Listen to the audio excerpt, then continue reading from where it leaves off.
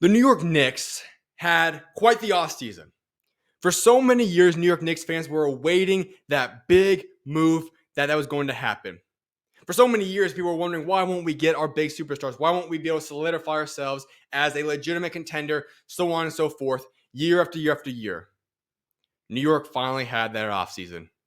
And when I look at this team, I talked about it a few weeks ago when the trade occurred. I'm not the biggest fan on the Karl-Anthony Towns, Julius Randle trade.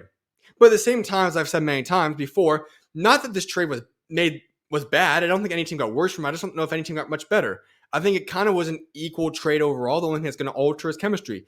But at the end of the day, what happened for New York is that they now have arguably the best starting five in the entire NBA. Sure, there's lots of debates you can make there. I'm not going to say that is my favorite top starting five, but there's certainly in that tier one of starting five. And if you want to say they are, all rights should say that. There's nothing crazy about that statement at all.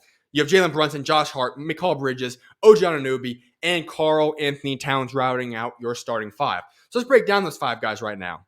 Because when I look at these five, specifically the first four, I'm just going to keep it 100. Tom Thibodeau got his guys. You couldn't have put together a more Tom Thibodeau starting five than what was built right now. I absolutely love what they did here because these are guys that are going to lay it all out on the line for him. They're going to play as many minutes as he possibly needs. They want to play. I mean, you got a guy, Mikal Bridges, who's the definition of the Iron Man. You does not want to miss a game. All these guys are hard-nosed guys that know how to play defense, will play hard, work hard. Obviously, Brunson maybe is not the best defensive player, but you get the point. Karl-Anthony Towns is interesting because what we heard from the media was that there was a lot of tension between Cat and Thibodeau in Minnesota, or whatever it was, the situation wasn't pretty. And when I evaluate this, Karl-Anthony Towns, the trade had to be approved by Thibodeau. So obviously something was inaccurate in the statement. Either they mended the fence there and they became closer together since the trade occurred. They came to overall agreement with each other, but obviously Karl-Anthony Towns was not made aware of the trade prior to it. So something happened, or maybe it was just the media blew it out of proportion. I don't know the truth there, but either way, Tibbs wanted Cap. They got Cap. He's just starting five. And when I look at this team, like I said, potentially the best starting five in the entire NBA. Jalen Brunson is one of the best point guards in the entire NBA. And when you talk about this fit for him playing out there in New York, absolutely perfect. He's embraced that city. He's a hero. He's a city's hero. He's absolutely perfect for them. He's a winning player.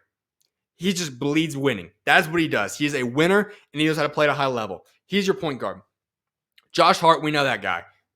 How do you not love Josh Hart? He's going to be playing at the shooting guard spot for you, one of the premier 3-and-D guys in the NBA. Absolutely love what Josh Hart brings. And then you go to maybe, and debatably, the premier 3-and-D player, Mikal Bridges. Comes over in the Brooklyn Nets trade. Absolutely love that pickup for them. He's going to fit perfectly. Why do I know that? Well, we've already seen it happen before with Josh Hart and Jalen Brunson. And I think that this is a much better role for him as well. Sure, on a team that's fighting for a playing spot, could Mikal Bridges be the number one option? Sure. It's not what he's meant to be. What we saw in Phoenix was good, but I think what we saw specifically in that later portion of the run, the second half after the trade deadline to Brooklyn, I think we're going to see a lot more of that type of Mikal Bridges on this team because it's not quite having to play alongside, Devin Booker and Chris Paul and all those type of guys, right? But you have a guy in Jalen Brunson and you have a guys in Cat where you can essentially play a number 3 option, if you want to call it, right? You're going to be in a guy where he could be number 2 or 3 option, whatever the case may be. I think that fits him perfectly. He can emphasize being the elite defensive player in which he is, and he's not going to have as much pressure on him offensively. So him having a year in which he averages 18 to 20 points, is an all-defensive first-team player in the NBA, and is one of the premier number 3 options, if you want to call it, no reason he can't be that. I've always thought of him as there's no reason he can't be and they're not quite similar play style-wise, but the role in which Chris Middleton played, where you have other guys, whatnot, he's a number 2 option, whatever it might be, but he can really step up and play those big minutes, even though he might be very underrated from the general casual NBA fan. So I absolutely love that pickup. OG Anunoby, we saw a lot of flashes. We saw a little bit of what it looks like last season, but being healthy now, having an offseason to work with these guys, I think is going to thrive there at the forward for them. And then you add in Karl-Anthony Towns. You have one of the premier centers in the NBA, and with the news that came out now that Mitchell Robinson won't be playing until the second half of next season, or this season, sorry, obviously that's going to be even bigger emphasis for this team. They needed a center, they got a center, and you not only got a center, you got one of the premier centers in the NBA. Obviously, I'm taking Joel Embiid. I'm taking Nikola Jokic off the top of my head. But that next group, he's firmly there in that group. So huge move for them right there. Already looks great in preseason. I know it's preseason, not going to take too much into that, but love the fit for him possibly there. Then we're going to go to his backup. As I said, it's a big if, but if Mitchell Robinson is healthy, you have a great backup there. You have a guy that would start on a majority of NBA teams at the center position, and he's going to be backing up Karl-Anthony Towns. So we never know if he's going to be healthy or not. But him being on the second unit will be huge for this New York team. In the meantime, you have Jericho Sims. He's going to be a guy that I think is capable of playing backup center for a little bit. We've seen flashes throughout his career already with all the injuries that's come together for the New York Knicks in years past. Adding him in there will be huge for the New York Knicks, and I think he has a chance to be a really solid player for them. Also, you have a guy that can spill minutes at center, but I have him currently listed at backup power forward. Precious. He's a guy that I think will have to be at least a much bigger factor off the bench. Because if we're looking at this team, the biggest factor and issue for the New York Knicks right now is depth. There's not a lot of it. One of the best starting fives in the NBA, not a very good backup unit. And when I look at this is a situation where Mitchell Robinson's injury health-wise, and then a lot of the other guys, there's this opportunity. Can they take the next jump? And Precious, can he go out there and be that backup guy? You're debatably saying he needs to be your sixth man for this team. That's going to have to be huge for him. He's going to have to take that jump. I think he's capable of being a really good player. I'd say more slots him better at more of an eighth man rotation kind of guy. Guy's going to play 15 to 18 minutes for you. If he's your best quote unquote bench player, might have a little bit of problem there. So we'll see how that gets addressed.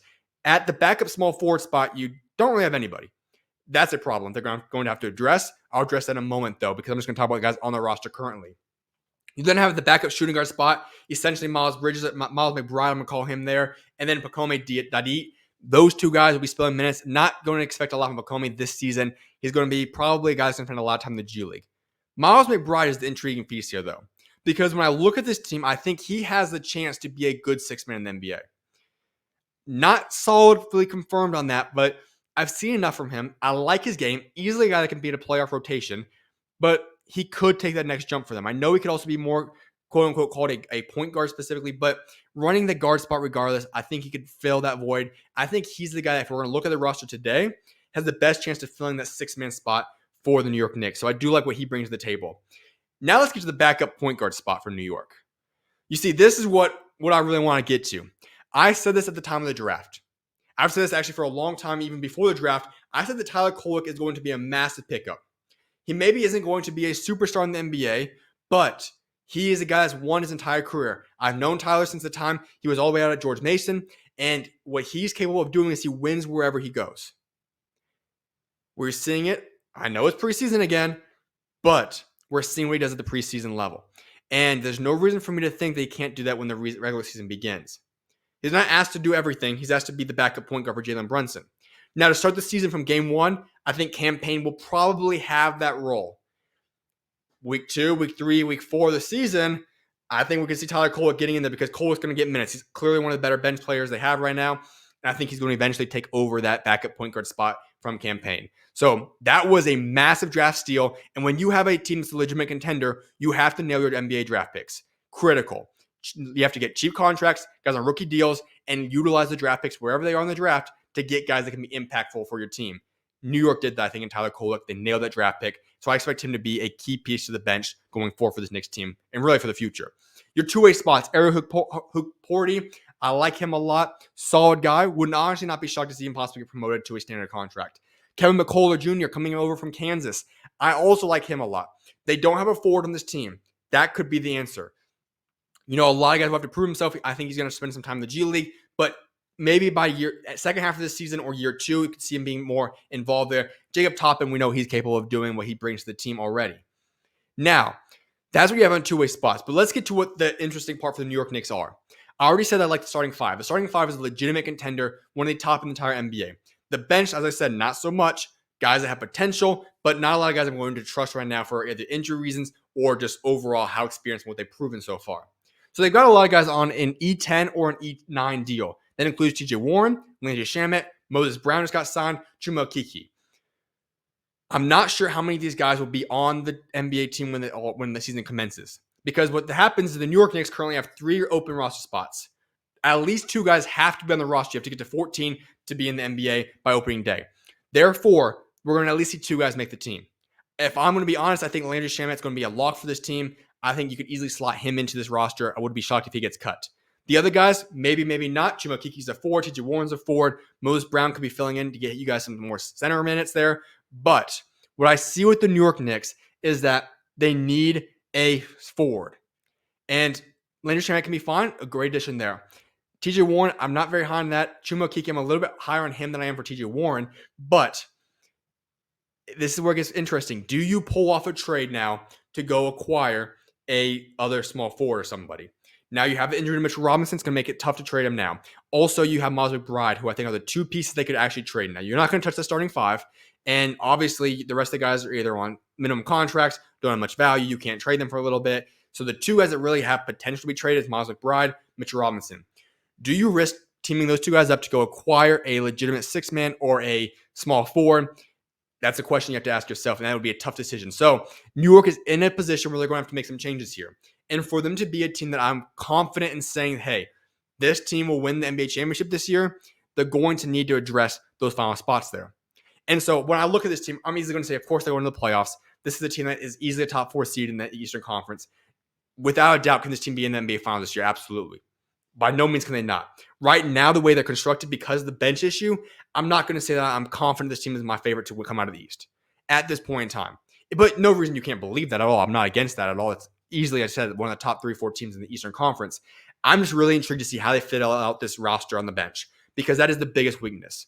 If that gets addressed and you get yourself a legitimate, trusted small forward or forward to come off your bench, that would be huge for them. If they can go get guys and Landry Shamet becomes a good bench piece for them, so on and so forth, then they're going to be set and they're going to have a really good team that I could easily swing them up to being my favorite to come out of the East. Right now, it's going to be up in the air and where they actually come to fruition in that regard. So there's going to be a lot of moves that have to happen in the next couple of days, but this team obviously has the best starting 5, or one of the best starting 5s in the entire NBA. They lack a little bit of depth that's going to have to be addressed, especially with Mitch Robinson being hurt, and they need bench wings. That's the biggest thing that they're going to have to do to address for this team to be able to achieve the ultimate goal they have this season of winning the NBA championship.